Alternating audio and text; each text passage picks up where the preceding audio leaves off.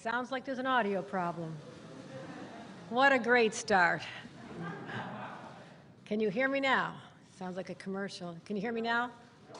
All right, all right. Good afternoon, and thank you for being here. I spoke with Governor Cuomo yesterday, and he pledged his full support for a smooth transition. And I thanked him for his service to our state. Regarding his decision to step down, I believe it is appropriate and in the best interest of the state of New York. And while it was not expected, it is a day for which I am prepared. I've already spoken with Senate Majority Leader Andre Stewart-Cousins, Speaker Carl Heastie, labor, business, faith leaders, other state elected officials, as well as our tri-state governors. I look forward to working with each and every one of them and all of you to build on the progress that we've already started. Over the next 2 weeks, I will continue meetings with current and potential cabinet officials. I'll build out my senior staff, and I'll do what I've always done. I will travel the state to meet New Yorkers, to listen to them, to assure them that I've got their backs. And I will take their concerns and bring them back to our state capitol and work with our partners in every level of government to come to solutions. People will soon learn that my style is to listen first, then take decisive action. So in 13 days, I will officially become the 57th governor of the state of New York. And shortly thereafter, I look forward to delivering an address to all New Yorkers to lay out my vision for the great state of New York. But make no mistake, our work has already begun. And I know this year and a half has been so challenging for families and businesses across our state. And sometimes it doesn't feel like it's getting easier. The Delta variant is still raging, and it's going to take all of us to defeat it. Our children are heading back to school soon. There's a lot of anxiety from the moms and dads I speak to, and the teachers as well. It's going to take all of us working together to keep our children safe, our teachers safe, and anyone who works in a school safe. Small businesses are just starting to bounce back into an uncertain world. We need to reassure them that they'll be okay. And our workers are once again debating whether they should even go back to their jobs, or go back to their offices, go back to their factories. Is it safe enough? But I know New Yorkers. They are hardwired to persevere and to prevail. And the promise I make to all New Yorkers, right here and right now, I will fight like hell for you every single day, like I've always done and always will. Thank you very much. I look forward to your questions. I'll be starting the questions by asking Jerry Zaremski from the Buffalo News. Jerry Zaremski? Hometown favorite, sorry. Lieutenant Governor, I want to ask you about this 14-day transition period. Did the governor explain to you why he wanted to wait that long before leaving office? And how do you feel about having to wait that long to take the reins? It's not what I asked for. However, I'm looking forward to a smooth transition, which he promised. He spoke to me about wanting to make sure that the transition to continuity is important, that I have an opportunity to meet the cabinet officials, other people as well. So they viewed it as necessary. I'm prepared to take office, as any lieutenant governor is, from the very first hour you're sworn in as lieutenant governor. However, I will take advantage of that time and to continue to engage with the people of the state of New York. I have a vision, but I'm going to continue to develop that. And at the end of the 14 days, I look forward to coming back to a venue like this and to make sure that we are ready to deal with all the challenges that we face. Morgan McKay from Spectrum. If Cuomo is convicted of any criminal charges, would you consider pardoning him? I'm going to tell you right now, I'm talking about my vision for the state of New York. It is far too premature to even have those conversations. Governor? I'm going to ask Josefa Velasquez from the city. Well, my mom will be proud that you pronounced it correctly. Gracias. A couple of years ago, while you were serving in office, you had come out against driver's licenses for undocumented immigrants. In the last couple of years, you have changed your mind. Can you explain explain to me what the transition has been and also what the last few months have been for you as you've been preparing for this role? With respect to the green light law, which is now the law of the state of the land, something that early on in my career as a county clerk, I had taken a position that has now evolved, and that evolution coincides with the evolution of many people in the state of New York. I'm proud of that law, and if you want to read an op-ed that I wrote on it, many people in our state Senate would argue that that was a turning point when they read that and saw the position I had taken in support of that law, that our immigrants need that. They need to be able to get to their jobs, and parents need to take their kids to doctor's appointments. And I'm proud of supporting that law, and you can ask anyone my position on that at this time. I think it's clearly understood. The last few months, lieutenant governors continued to work regardless of what's going on around them. And I'm proud that I've been able to maintain the same schedule, to meet with elected leaders. My schedule has been robust, and I'm ready. I want people to know that I'm ready for this. And it's not something we expected or asked for, but I am fully prepared to assume the responsibilities as the 57th governor of the state of New York. Michael Gormley from Newsday. Hello, Lieutenant Governor. Have you spoken with President Biden at this point, and also do you have any different view of how to handle COVID in New York State? I understand the president was looking to reach me, but I was on a plane earlier this morning, so I cannot confirm that. I confirm I have not spoken, but I know he expressed an interest. I did have a chance to speak to Senator Schumer yesterday, Senator Gillibrand, Hillary Clinton, and countless others. My position will be to, at this point, recognize that there is one governor for the state of New York at one time, and Governor Cuomo will continue to be the governor for the next 13 days. That does not mean that I'm not fully engaged with the healthcare partners, the current commissioner, and we've been getting regular briefings up to the minute, and I'm well aware of the circumstances in our state are frightening for people. And we will continue at this time to review closely what the CDC puts forth, but I'll be proud to and looking forward to sharing my vision on how we address this in a matter of a couple weeks. Lieutenant Governor. One's Dennis Slattery from Newsday. Or, no, I'm sorry, Daily News, I'm sorry. That's a big mistake to make, sorry there. Dennis in the room? Okay. Hearing none? Okay, Dennis Slattery, is he in the room? I can't see that. Dennis.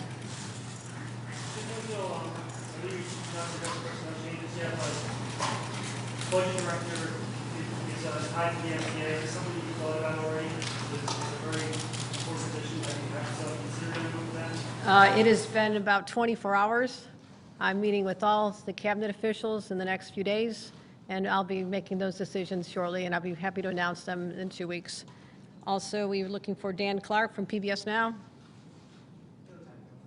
In the report, the AG's report, several members of the governor's staff were implicated in trying to discredit the women that accused him of sexual harassment. Are you planning on keeping any of them around? Is it fair to say that those will be gone? No one who is named as doing anything unethical in the report will remain in my administration. Chris Horvathis from WIBB and Channel 4 in Buffalo.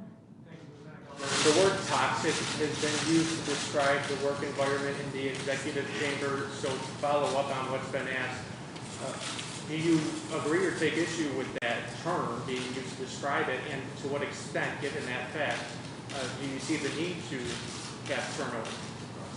Well, there'll be turnover. There'll be turnover, and that is the description from many witnesses in the Attorney General's report. I think it's very clear that the governor and I have not been close, physically or otherwise, in terms of much time. And so I've been traveling the state and do not spend much time in his presence or in the presence of many in the state capitol, but that is what has been being reported. And I'm going to stand right here. At the end of my term, whenever it ends, no one will ever describe my administration as a toxic work environment. Karen DeWitt from New York State Public Radio. As you know, the vaccination rates for COVID have stagnated in this state. Are you going to make an effort to get more people vaccinated? Is there any chance that you would declare another state of emergency or impose new mask mandates? Let me answer that 2 ways. One, right now, for the next 13 days, the current governor will be making decisions with respect to that. I'm going to use this time to evaluate, and I will tell you that all options are on the table, and I'll be looking very closely at the trends in consultation with our healthcare professionals as well as the CDC. I want people to know that currently the administration does not possess the executive powers that it had last year at the time when I was very engaged in dealing with the COVID response, and the authorities held by the administration were much more expansive than they are at this time. That being said, we are going to monitor this closely, and I can assure everyone that we'll be looking at all options, but also I believe that the key to get through this has been before our eyes for months. It's as simple as more people getting vaccinated. We have a high rate of at least people getting their first dose at this time in the state of New York. It's almost 77%, approaching 70% people getting both doses.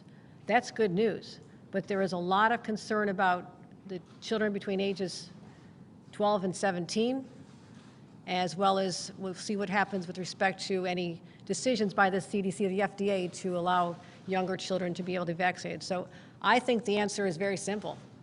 More people being vaccinated is our key out of this. And I'm going to be working with the communities where the rates are higher, the infection and the vaccination rates are lower, and to come up with a very strategic approach to target that and make sure we overcome the hesitation and worries, but also to make it more widely available. But that'll be something I'll be looking forward to addressing in a couple of weeks. Joe Spector from Gannett. Thanks. Do you feel the impeachment investigation should continue by the Assembly Judiciary Committee? And you said earlier that you and the governor didn't have a particularly close relationship, but were you aware of any of the allegations that were put forth in the AG's report? I was not aware of any of the allegations whatsoever in the report.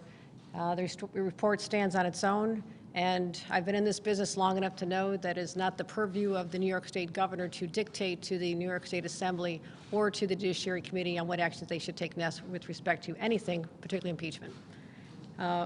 Bill Mahoney from New York Politico. Appoint a lieutenant governor to succeed yourself in the coming weeks?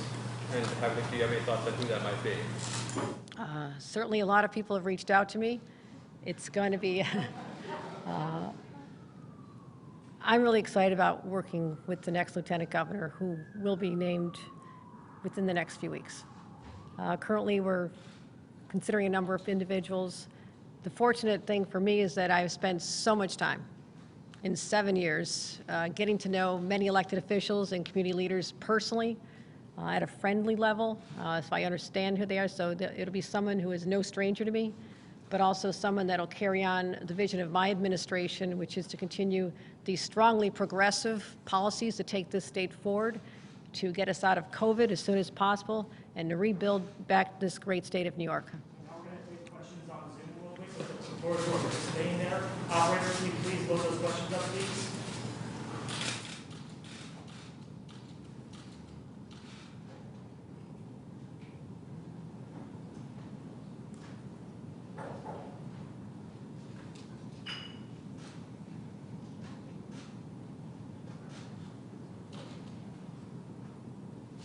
Operator, can you please load up those questions, please, for us? Can we ask some questions while we wait for these questions? I have one. I'm going to go ahead.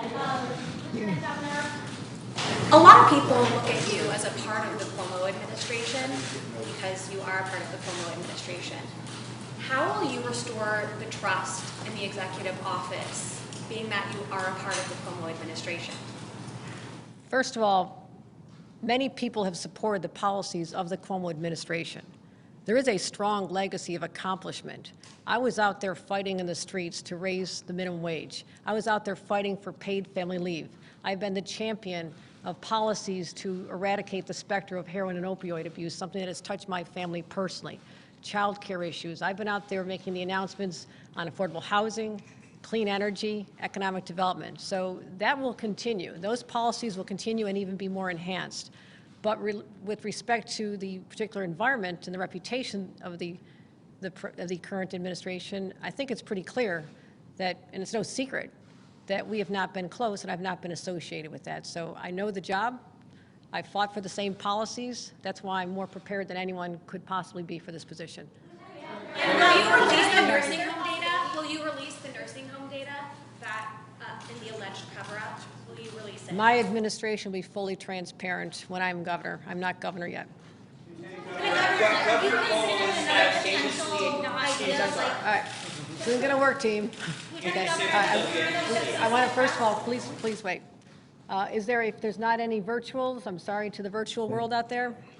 Next time, Yes, we'll look forward Governor, to seeing you in person.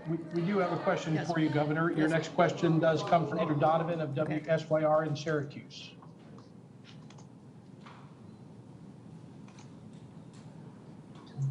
Donovan, you can unmute your mic. Lieutenant Governor, can you hear me? Yes, who am I speaking to? This is Andrew Donovan from News Channel 9 in Syracuse. Home of my alma mater, Syracuse University.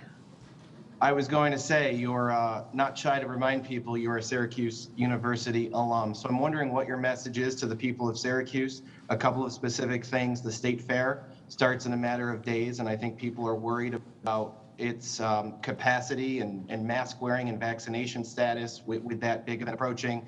And also, the outgoing administration had said its health department would not be giving guidance to school districts about mask wearing when school starts in a few weeks. So I'm wondering if you can address both of those COVID-related concerns and if you'll see the state fair for yourself as governor. I've never missed a state fair. It is one of the joys of being a New Yorker, going to the New York State Fair. I'll go either as lieutenant governor, which is what I'll be while the state fair starts, or as governor.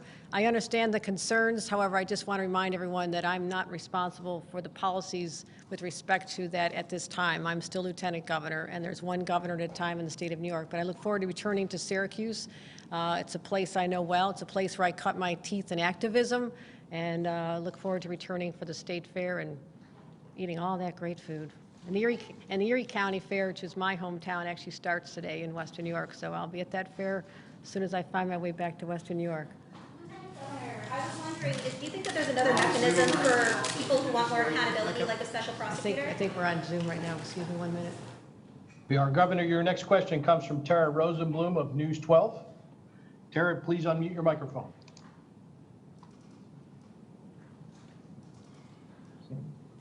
Go ahead and unmute your microphone, Tara. Am I unmuted now? Yes, you are, You Tara. Okay, Lieutenant Governor, thanks for taking the question. This is in regards to who the next Lieutenant Governor will be. Do you plan on announcing your pick within the next 2 weeks? I expect I will. And do you expect that the person you will select will be someone from downstate? We are hearing a few names being tossed around.